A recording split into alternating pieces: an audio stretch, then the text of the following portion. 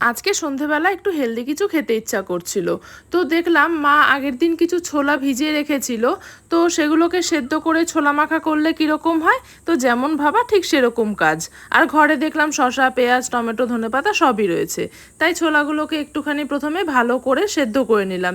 আর যেহেতু ভেবেছিলাম হেলদি করে খাবো, তো সেই জন্য ভাবলাম যেমন নাকি আমার কিডনি পেশেন্টদের আমি সাজেস্ট করি খাওয়ার জন্য, তো ঠিক সেই রকমভাবে বানালে কীরকম হয়। তাই এর মধ্যে শসা কুচি, পেঁয়াজ কুচি, টমেটো কুচি আর লঙ্কা কুচিটা যে যেরকম নাকি ঝাল খাও ঠিক সেরকমভাবে দিয়ে দিতে পারো।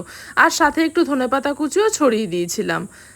এই দিয়ে ভালো করে কিন্তু আমি এটাকে মেখে নিয়েছিলাম। আর যেহেতু বললাম যে কিডনি পেশেন্টরা ঠিক যেরকমভাবে খায় সেরকমভাবেই এটা আমি করে দেখাবো আজকে তোমাদেরকে, আর সেরকমভাবেই আমি ঠিক খাবো।